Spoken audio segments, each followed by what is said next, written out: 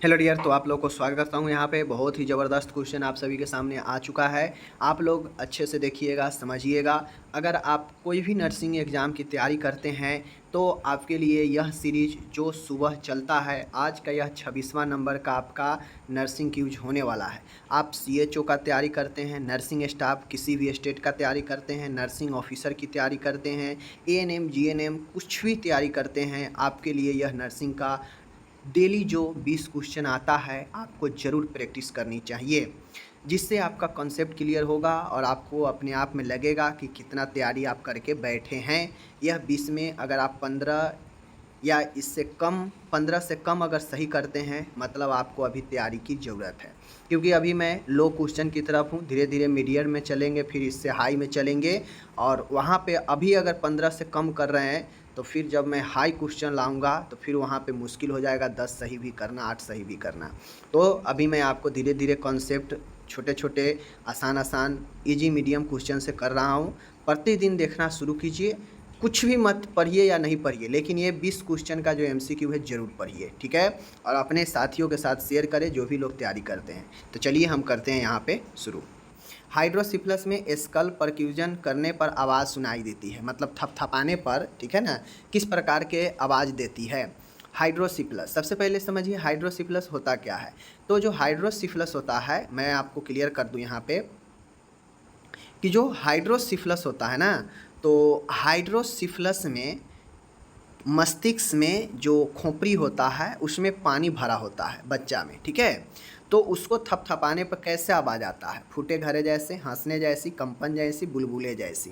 तो इसका right answer होगा स्कल परक्यूशन करने पर हाइड्रोसिफलस में, ठीक है ना, वो फूटे घरे जैसे आवाज़ आता है, ठीक है। Option number A. दूसरा नंबर का क्वेश्चन है नवजात में आरबीसी का लाइफ स्पेन कितना होता है, ठीक है ना, जीवन काल कितना होता है नवजात में, नियोनेंटल में। 120 से 40, 200, 60 से 80, 400, सॉरी 40 दिन। आप जानते हैं एडल्ट में 120 दिन होता है, ठीक है, लेकिन नियोनेंट की बात करता है तो यह 60 से लेकर 90 तक होता है, यानी ऑप्शन नंबर अपना सी सही होगा, ठीक है।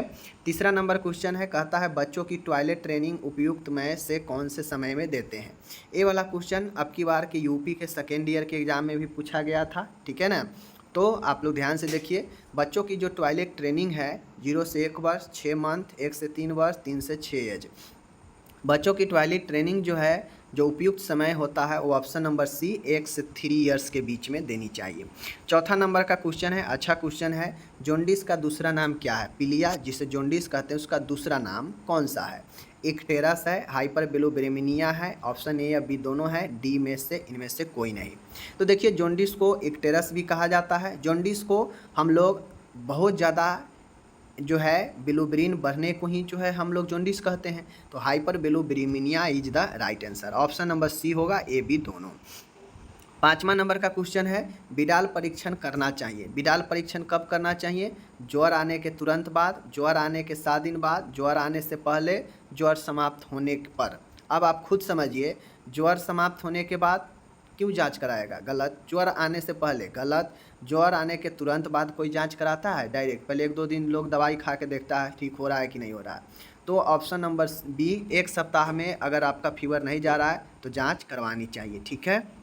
छठा नंबर का क्वेश्चन है, मस्तिष्क के प्रदाह को क्या कहते हैं। ब्रेन में इन्फ्लामेशन हो जाए तो उसे क्या कहते हैं, नेफ्राइटिस, मेंजाइटिस, इंसेफ्लाइटिस, सिस्टाइटिस, ठीक है। तो आपको पता होना चाहिए, नेफ्राइटिस किडनी नेफ्रॉन का इन्फ्लामेशन, मेंजाइटिस मेनिंजिस का इन्फ्लामेशन, ब्रेन में ही जो मेनिंजिस होता है उसका इन्फ्लामेशन, और ब्रेन का इन्फ्लामेशन का है तो इंसेफ्लाइटिस मस्तिष्क का, ठीक है। Encephalitis is the right answer, option number C. आगे है 7वां नंबर का क्वेश्चन है, कह रहा है मेरुदंड की मध्य रेखा से बगल की ओर वक्रता को क्या कहते हैं। कह रहा है जो स्पाइनल है उसके बीच से बगल की ओर, मतलब बगल की ओर जो वक्रता होता है एस आकृति में, उसे क्या कहते हैं। एस आकृति या हो सकता है या सी आकृति में हो सकता है। इसे हम लोग क्या कहते हैं, एस्कोलियोसिस कहते हैं, लॉर्डोसिस कहते हैं, काइफोसिस कहते हैं, आर्थराइटिस कहते हैं। तो मैंने कुछ दिन पहले ही पढ़ाया था ये क्वेश्चन। ये जो होता है आपका एस्कोलियोसिस होता है, ऑप्शन नंबर ए, ठीक है। ऑप्शन नंबर ए, एस्कोलियोसिस में एस आकार से बन जाता है स्पाइनल, ठीक है, या फिर ऐसे हो जाता है सी आकार में, ठीक है, याद रखिएगा। 8वां नंबर का क्वेश्चन है, कह रहा है यह एक कुनिर्माण होता है, मतलब यह जो है कुनिर्माण होता है जिसमें मूत्र मार्ग की नलिका शीशन के निचली सतह पर खुलती है। कहने का मतलब है कि यह एक माल फॉर्मेशन है, कुनिर्माण है, ठीक है, जिसमें होता है कि जो मूत्र मार्ग शीशन के सामने बीच में खुलना चाहिए, नॉर्मल में ऐसा नहीं होता है। मूत्र मार्ग के नीचे मतलब पेनिस के जो है आपके निचले वाले हिस्से में, यहाँ पे या यहाँ पे या यहाँ पे या यहाँ पे निचले वाले हिस्से में खुलता है, छिद्र हो जाता है, ठीक है। तो इसे क्या कहते हैं? एपीस्पेडियासिस, हाइपोस्पेडियासिस, फाइमोसिस, फिस्टुला। तो इसका राइट आंसर होगा ए हाइपोस्पेडियासिस। हाइपोस्पेडियासिस में जो शीशन होता है इसके नीचे जो है छिद्र हो रहता है, आगे छिद्र नहीं रहता है, ठीक है, याद रखिएगा। 9वां नंबर क्वेश्चन है, माँ के स्तन में दूध बनने के लिए कौन सा हार्मोन सहायता करता है? Prolactin, oxytocin, thyroxine, insulin. तो ये क्वेश्चन कितना बार करा चुके हैं? प्रोलैक्टिन लाइट होगा, ठीक है, स्तन में दूध के लिए सहायक होता है। आगे है, पैर का वह विकार मतलब वह समस्या जिसमें चलते समय पंजा 4 फुट मतलब आगे का पैर धरातल से ऊपर और एड़ी जो है धरातल पर होती है। जैसे एड़ी यह नीचे होगा, ठीक है, और पैर जो है वह ऊपर की तरफ करके जो चलता है, वह कौन सी समस्या में? टेलिपस वेरस में, टेलिपस कैल्किनस में, टेलिपस इक्विनस में, टेलिपस बेलगेस में। तो इसका राइट आंसर होगा कि इस प्रकार के जो समस्या होता है टेलिपस कैल्किनस में होता है, जिसमें जो एड़ी होती है धरती पर और आगे वाला जो फुट होता है वह उठा के बच्चा चलता है। ये आपका ऑप्शन बी होगा, ठीक है। आगे 11 नंबर का क्वेश्चन है, डेप्सोन औषधि से किस रोग की चिकित्सा की जाती है? डेप्सोन जो है वह कौन से बीमारी के लिए उपयोगी है? अभी कुछ दिन पहले ही मेडिकल सर्जिकल में बताए हैं। Diarrhoea, tuberculosis, measles, leprosy. किस में बताए थे? आप लोग कमेंट करके बताइए, जो लोग देखे हैं बताएंगे, ठीक है, ठीक है।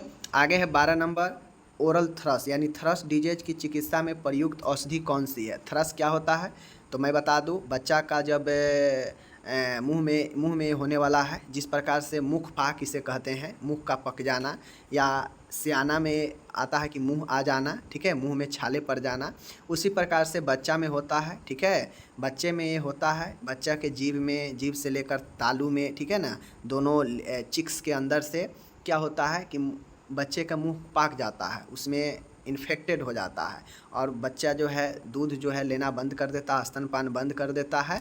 और जिस प्रकार से आप लोग बोलते हैं मुंह का आ जाना, मुंह में गर्मी हो जाना, निनामा जिसको बोलते हैं, तो वो बच्चे में हो जाता है, ठीक है, और यह थ्रस कहलाता है। तो यह इसके लिए प्रयुक्त औषधि कौन सी है? रिफाम्सिन, नाइस्टाइटिन, पैरासीटामोल, इमिप्रामिन। तो राइट आंसर इसका क्या होगा? नाइस्टाइटिन होगा, ऑप्शन नंबर बी। नेक्स्ट है 13 नंबर, निम्न में से कौन सा प्रतिवर्त रिफ्लेक्स शिशु में नहीं पाया जाता है? शिशु में कौन सा रिफ्लेक्स इनमें से नहीं पाया जाता है? तो देखिए, सक्सिन भी पाया जाता है, रूटिंग भी पाया जाता है, मोरो भी पाया जाता है, ठीक है। मैं आप लोग को रिफ्लेक्स पढ़ाया हूँ, 9 रिफ्लेक्स बच्चे का याद रखिएगा, ठीक है ना। पैटेरल जो रिफ्लेक्स है नहीं पाया जाता है, ऑप्शन नंबर ए सही होगा।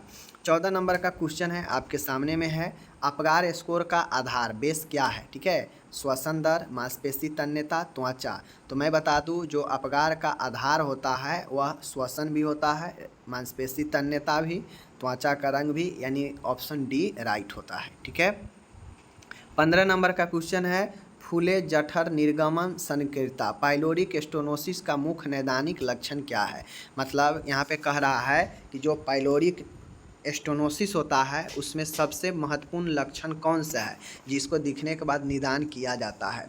वोमिटिंग, दस्त, खाने के बाद दूर गिरने वाली वोमिंग, प्रोजेक्टाइल वोमिटिंग आफ्टर फीडिंग, उदर में दर्द। तो जो पाइलोरी स्टेनोसिस होता है, ठीक है, इसमें चूँकि पाइलोरिक मार्ग में, पाइलोरिक वाल्व में जो है स्टेनोसिस होता है, संकीर्ण हो गया रहता है, जिससे स्तनपान करने के बाद बच्चा जो है वापस से जो है उसे क्या करता है, पेट में नहीं लेकर आंतों में नहीं जा पाता है, जिससे वापस से मुंह के बाहर उसे फेंकता है, प्रोजेक्टाइल, ठीक है ना, उसे वापस जिस रास्ते से लिया उसी रास्ते में वापस वह आ जाता है, ठीक है। तो यही होता है आपका। डेली सुबह के सुबह 6 बजे आएगा और मैं कोशिश करता हूँ कि इसके अलावा भी एक वीडियो कॉन्सेप्ट का, नॉलेज का दूँ जिसमें टॉपिक वाइज आता रहे हो, ठीक है। तो वो भी आएगा और डेली सुबह 6 बजे या नर्सिंग क्यूज भी आएगा, तो इसको भी आप लोग देखिएगा। ओके, धन्यवाद।